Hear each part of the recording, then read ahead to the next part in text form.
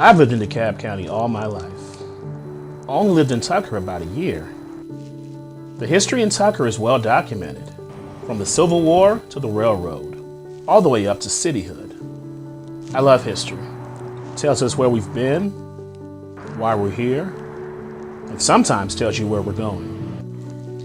But the history I'm interested in is personal. It's a history steeped in faith, family, and a community overcoming obstacles. It's right here in this neighborhood, a black neighborhood, where so much of our history was made, and it's being made right now. This is the story of Peters Park.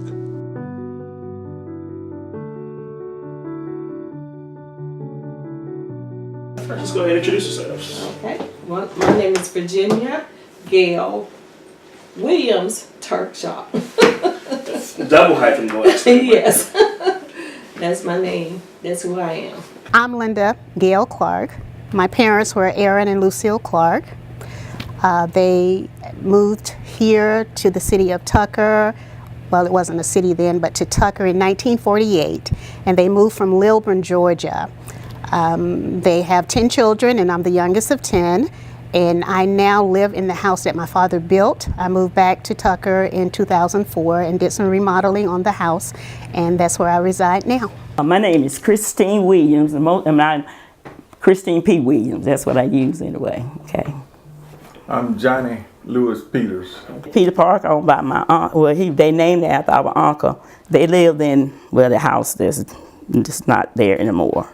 That's where he lived. And one thing I loved about this neighborhood is because I grew up and it was a good neighborhood. It's a lot of peace, quiet, that you can live in.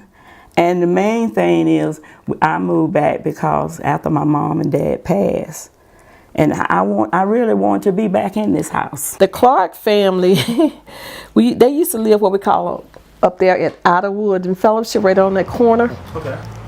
The house, you know where they got the duplexes, but the very last duplex, that area right in there, we used to call that Clark Hill, because most of the Clark family actually grew up on the hill. Okay. So that was their little spot. That was there. That's where a lot of them, you know, grew up at, and then they migrated and moved into the community. My father was the first one to move on that street, and I'm very proud of that fact. That it's called Clark Drive, that it hasn't been changed, and for me that's history.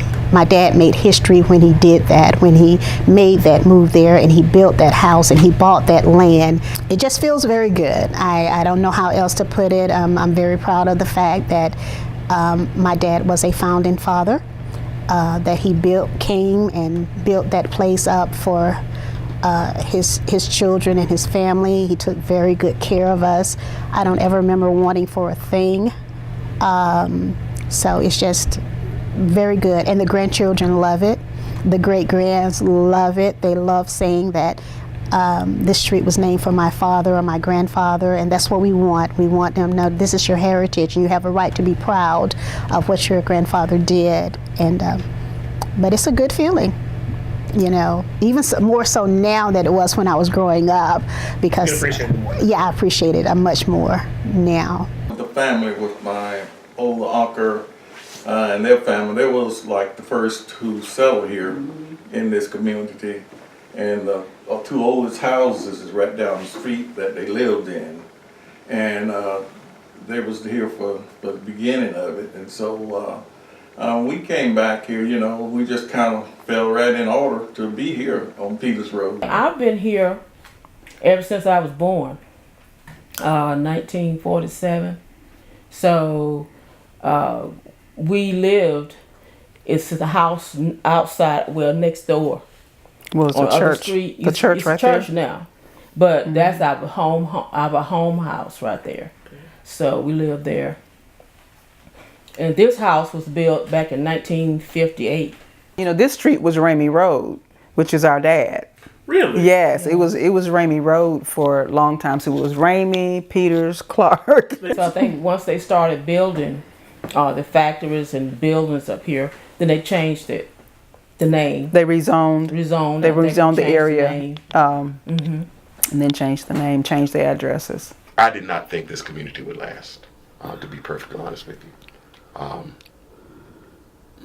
going away to college and coming back, I didn't think it would be here. With all the industrialization that came in, I thought it was going to take the community, and I'm actually shocked that the community stayed. The industry, all the buildings, like Tucker Industrial. When I was growing up, that was all homes, and it was called Ramey Road at that time. So those were homes there, so I missed that. The only pavement we had was where Sam's Club is now. There was a little bit of strip that we used to go and skate on, and that's where we went to skate. And up across from where the QT is, it was an empty field, and we used to go there and play ball. We used to be able to stand on the porch. And this is screened in now, but it used to be just a small porch, and we could watch the fireworks at Stone Mountain. That's just how things have changed. Yeah, across the street used to be just like a pasture. You know, they had corn and wheat and everything on there. And it was, like I said, it was nothing but trees and woods and all around. So I remember the dirt roads. All this used to be just nothing but dirt roads, and then they started, you know, paving them and everything. And it made a difference because I mean, we knew everybody in the neighborhood, and we didn't mind walking. You know, you wasn't afraid to walk at night or whatever. You know, but now it's totally different. You know, you wouldn't like to do that. The reason the Peters named Peters, because everyone on this street was Peters. My uncle and aunt, my other uncle and aunt lived next. Then their children on all sides, everybody was Peters on this side. And you look at the next street is Clark. Everybody on Clark. What's Clark? Clark. And on Herbert, that's named after my grandfather. His name was Herbert. And they named that street Herbert Drive. And that's why it came in.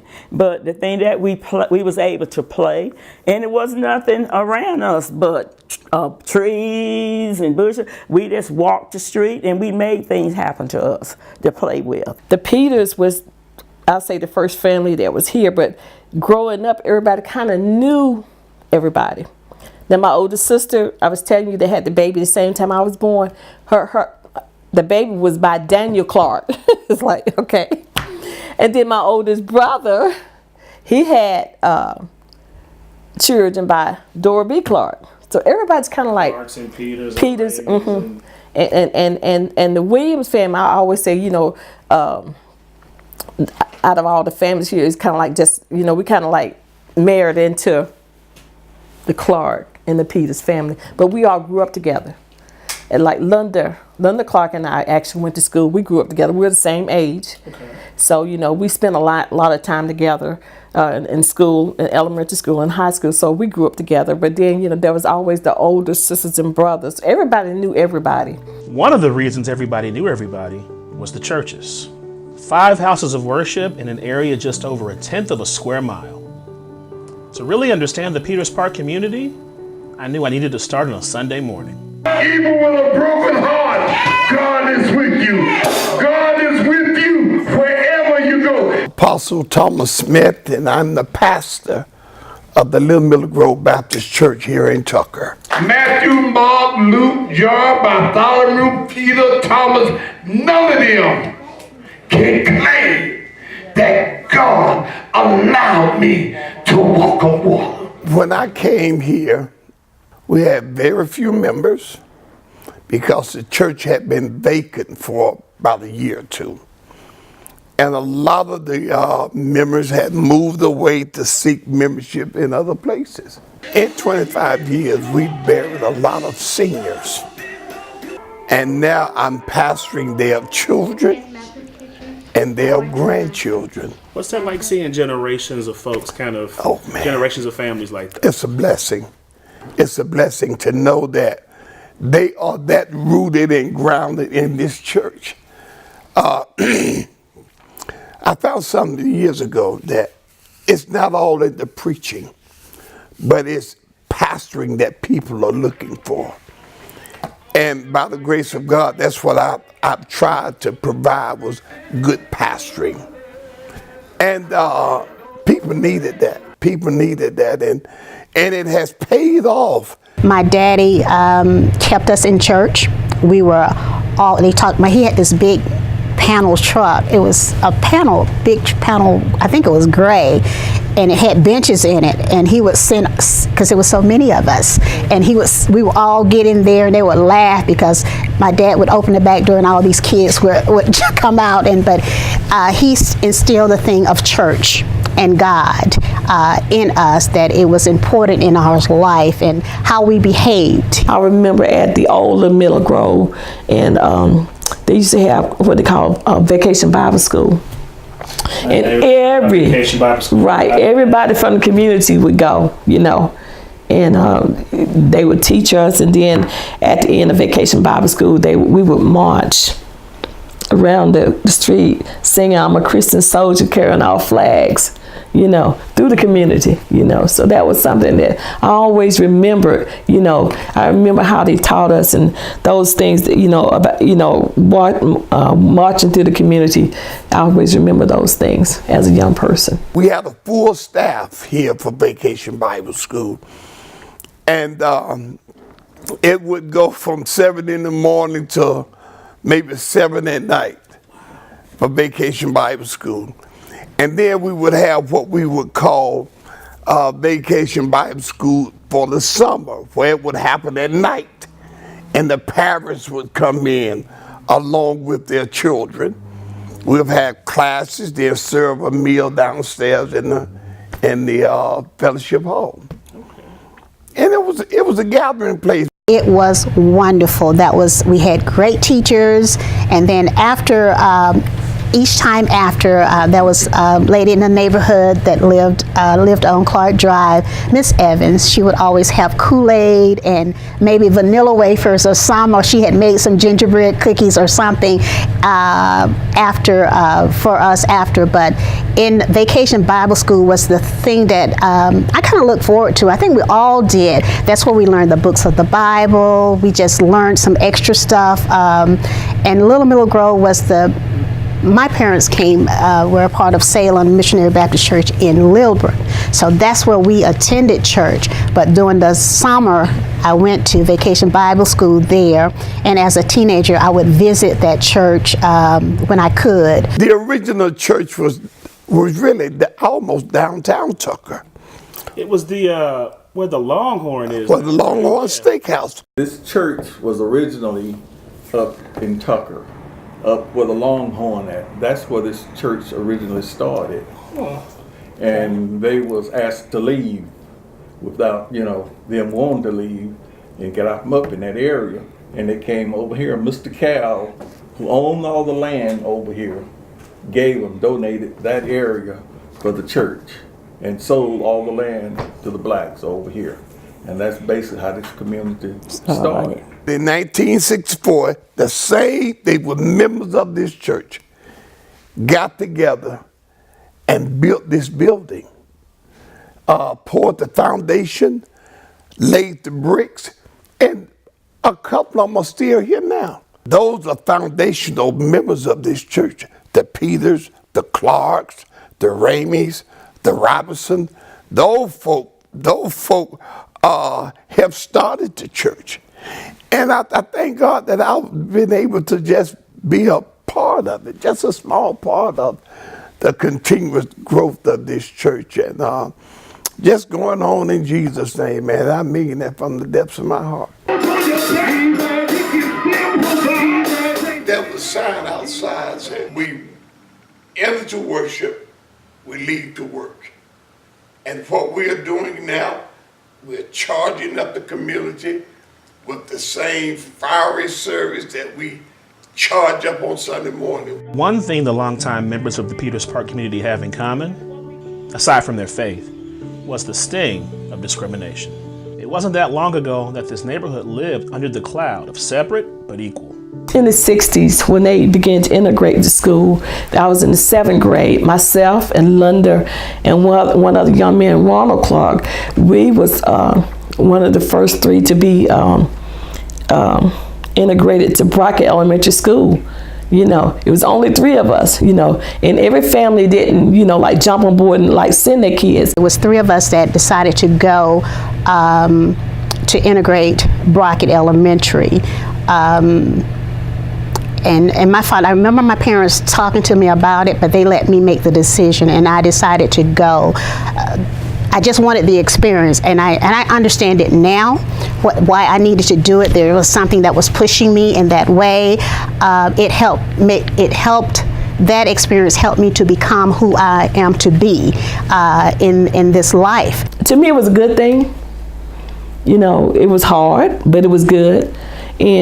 But one thing that we encountered was my mom. I told you she's a maid, and you know, she had several people houses that she would clean. And a lot of times when I was younger, a baby, she would take me to work with her. You know, and you know, I was their little black baby doll, little black baby sister. But when we got ready to integrate into the school, one of the ladies said, "Well, Edie Mae, who paid you to send your kids to our school?" My mom like, "Nobody paid me. This is just a choice, you know, that she made, and she felt like would benefit us, you know," and which it did. And but the thing was, like, you know, everybody wasn't for the integration, you know, and so, you know, you got a lot of backlash. Of course, we got called the N-word, and I was prepared for that.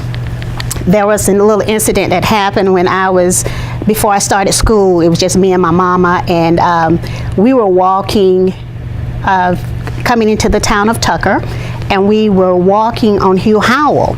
And as we were walking up there where now I think the Pizza Hut is, there were homes there at that time. And these little kids, these two little Caucasian kids, little boy and little girl, came to the street, and they were calling my mom and I the N-word. And I was about 4 or 5. And my mom said to me, she said, "Don't pay any attention to them. Their parents haven't taught them any better." That's the first lesson that I learned, that things come from your parents. You learn, these behaviors are learned. We had a class in sociology, and of course it came up about the division between white and blacks, and what was the problem, what caused the problem. And a lot of the students was saying that they was taught by their parents. So a lot of the hatred that they had for us was instilled in them by their parents, you know. And on the flip side, I'm like, well, my mom taught me to love everybody. It didn't matter to me, you know. You treated people right. And that's one thing, you know, I don't care whatever goes on in life, she always taught us to respect people. I don't care who you are, even to this day, those same value I instilled in my children. We had a little problem one time. One night, me and my brother and my sister were sitting, and the whole front yard lit up out there. We didn't know what it was. And my brother said, "There's a light out there, Jonah." And we run to the door, and I don't know who it was, whether it come early and didn't come back no more, but they had a cross up there in our front yard. My dad, he was very active. First of all, he was military. So that's where he got his exposure, because he only had 5th grade, I think it is, 5th or 6th grade. 5th or 7th, something, I think 7th. Grade education. My mom had 3rd grade education. So when he returned from the Army, I think that's where he got his exposure, and he came back, and he became very active in the civil rights movement. And so I remember as a little girl, you know, he not only just in DeKalb County or in Gwinnett, he was down in the city of Atlanta. He would attend meetings. The former church was a meeting place, NAACP meetings.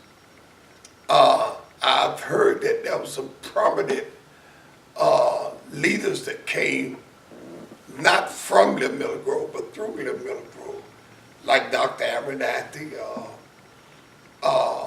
possibly Dr. King, at one time or another had a meeting in that church when they was organizing NAACP meetings, organizing NAACP, planning rallies. That was the meeting place. We know what those visionaries did and how they changed America.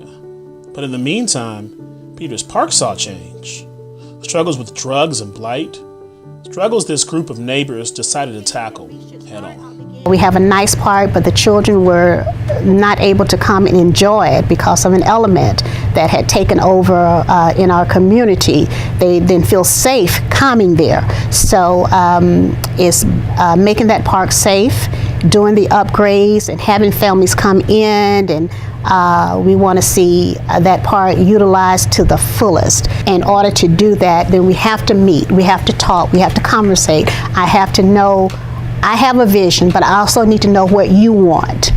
And then, do you share my vision? Do you see us being able to come together again, to be able to visit each other again, to walk the streets safely, to be able to know who lives next door to you, not be afraid to go and say hello, not be afraid to send your children up the street by themselves without you being there to monitor every move that they make. I've become more involved too, and my sister has, in the Peters Park community. We've done several cleanup days in the area, and so Linda Clark, she is the kind of the leader of it all.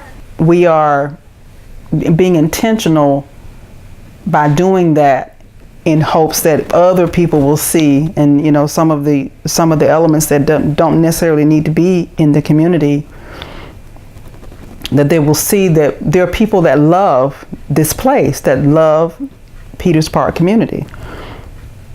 And so I'm hoping that it will make a change, that it will make a difference. That's why it's important. This area is important because they struggled so we could have a nice place to live. I said, it might not be the finest looking home, but it's a nice place. There's a lot of love and a lot of care and a lot of value here. And so that's why, you know, we value this area. That's why I love this house.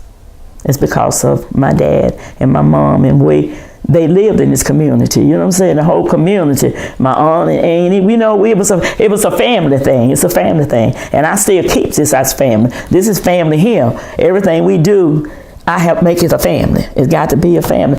I like to see children. I like to see people come together. Regardless of who you are, what color you are, we all are the same. And we should be together. Come together. Work together. That shouldn't be no problem. Love one another. Because love is the only thing that you make this thing come to live. Love and togetherness. Faith and family. Whether it's on Herbert, Ramey, Clark, or Peters, those same themes illustrate the past, the present, and the future of the Peters Park community. Come to think of it, they illustrate what the city of Tucker is all about. Learning from where we've been to know where we're going. It's just 4 streets, but it's hundreds of lives, thousands of stories, millions of memories. It's their experience, and it's our experience. And it'll be the experience of those for generations to come.